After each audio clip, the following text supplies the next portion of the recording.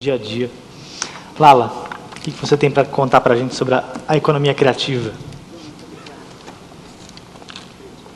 Bom, primeiro eu queria já começar pedindo desculpas, porque no momento em que eu recebi o convite, que me alegrou enormemente, eu já falei, eu não consigo falar em 20 minutos. Então, eu já peço desculpas, porque como tem toda uma hipótese, assim, um começo, meio, fim, eu tentei, mas acho que não consigo falar em 20 minutos. O que eu vou compartilhar com vocês, que eu aconselho, claro, a não acreditarem em mim, porque é só um jeito de olhar, e desse jeito de olhar inspira uma ferramenta, ele vem de um percurso. E aí eu vou contar um pouco como que foi construindo. Eu venho do setor cultural, e no setor cultural eu aprendi que tudo, na verdade, começa com cultura, com um óculos, que talvez é um pouco a resposta à primeira das perguntas. Como é que dá para mudar tudo sem mudar nada? Mudando talvez o jeito de olhar aquilo que está aí, mudando o que o Reinaldo falou agora há pouco do jeito de olhar. No setor cultural também eu aprendi sempre a perguntar por que não, por que não, por que não, porque o artista, ele pode, ele vai lá e faz. Tem um certo despudor, como o de estar aqui, falando sobre economia. Bom, depois eu fui para o setor corporativo. No setor corporativo eu vi como essa questão do óculos, da cultura, pode ser tão bem moldada, como você cria culturas. E como você usa todas as linguagens para criar esse olhar e essa ótica. E vi também que as empresas que eram bacanas eram aquelas que tinham uma atuação meio multidimensional, não era só lucro. E percebi também que existia um problema interno, que áreas como de pesquisa, de comunicação, de sustentabilidade, etc., não tinham como mostrar seu resultado. E ficavam sempre em uma certa desvantagem. O que acontecia também no terceiro setor, que foi o terceiro lugar onde eu fui, e aí tive a sorte de trabalhar com prêmios, e percebi que os prêmios eram, em geral, de quem era multidimensional, era simultaneamente empreendedor, cultural, educacional e social.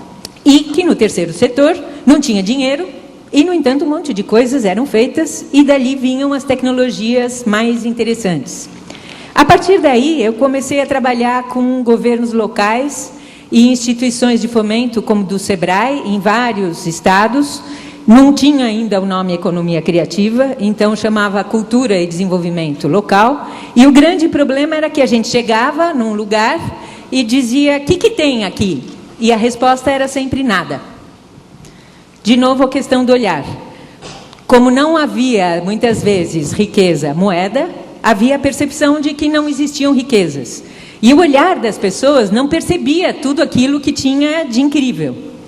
A partir de 2004, o trabalho se amplia para a cooperação internacional, é o momento em que começa aí a história da economia criativa, e o meu trabalho foi, junto à unidade da ONU, tentar desenvolver um modelo de trabalhar com isso que fosse adequado, não a crescimento econômico, mas a desenvolvimento e sustentabilidade.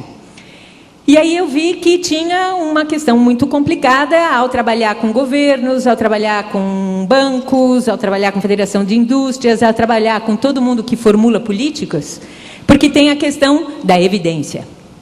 E as nossas réguas, por enquanto, são só métricas da quantidade, do número e das finanças. E, finalmente, nos últimos anos, ao trabalhar com intangíveis, percebi que isso era uma chave para a sustentabilidade, foi indo por esse caminho, e, finalmente, cultura de rede, modelos colaborativos, onde agora eu estou mais do que encantada, podendo muito mais aprender do que falar. Bom, o que une isso tudo é uma visão de futuro, e é isso que vou compartilhar. Primeiro, a partir da percepção de que o futuro é fruto, o presente, na verdade, é fruto do que a gente sonhou no passado. Telecomunicações, olha aqui, bisavô do Twitter, ele está mandando uma mensagem de amor que ela recebe ali pelo chapéu. Aqui, uma chamada telefônica com vídeo, 1912, já sacando que o negócio ia ser falar com a China. Aqui ele está falando com a família em algo como se fosse um Skype, ali tem uma impressora, tudo é wireless. Essas imagens eram extremamente difundidas e provavelmente inspiraram o desenvolvimento das tecnologias que a gente vê hoje. Qual é o problema? Por que andamos um pouco desencantados com o futuro? Porque existe a ideia de que os inventos, as coisas, iam ser uma solução. E houve mudança de coisas, mas não houve mudança de modelo e de processo. Então, aqui a gente vê computadores individuais e ensino à distância, mas não muda o modelo. Os alunos estão tudo quietinho, enfileirado, cabelo curto, professor na lousa, giz, etc. A questão, então, não é o desenvolvimento de produtos, mas a inovação, talvez, de processo. A mudança de mentalidade e hábito.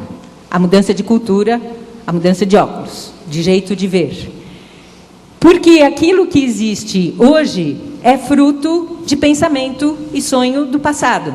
Esses prédios que a gente vê envidraçados com o ar-condicionado, este que os cientistas do futuro olharão perplexos, dizendo, considerando uma barbaridade, como a gente considera a barbaridade medicina por sanguessuga ou coisa assim. Isso aí é um pensamento que vem dos anos 20 até os anos 80 e que hoje se materializa. Então, o futuro vai existir a partir daquilo que a gente sonha hoje. E por isso que a gente cria o movimento Crie Futuros, com a colaboração de muita gente fantástica que está participando desse processo lindo daqui. Porque o futuro vai ser fruto dos sonhos e da cultura, do óculos, do presente. Aí, a partir disso, a gente fez esse livro que inventa outra economia, outra política, outra educação, e cujo objetivo principal é despertar a pergunta por que não? E nesse livro, por exemplo, todo o modelo político é participativo e a gente vota por celular. Tudo é escolhido, porque todas as grandes mudanças, como essa que a gente está vivendo, só acontecem quando há uma mudança de modelo político, que é isso que ainda estamos falando pouco.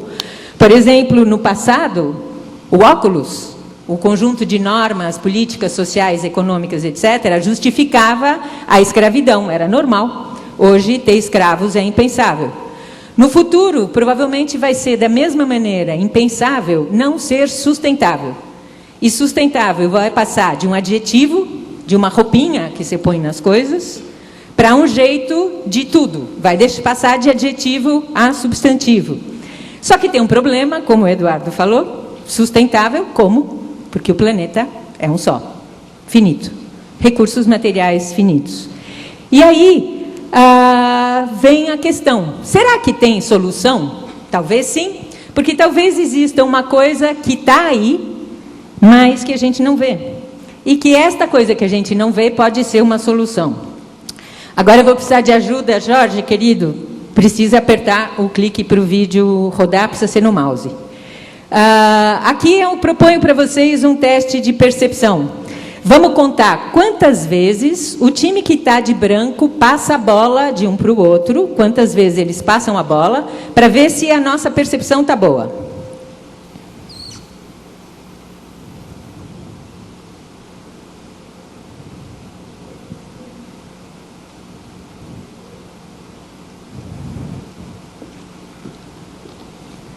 Quantas vezes?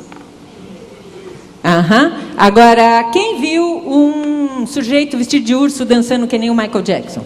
Até que teve bastante gente. O que acontece? Em geral, a gente está ocupado fazendo o que mandam. Isso, em geral, tem a ver com o contar, e tem a ver com o time de lá e o time de cá, e também existe uma série de truques para que a gente não consiga ver. Vocês viram agora o sujeito vestido de gorila?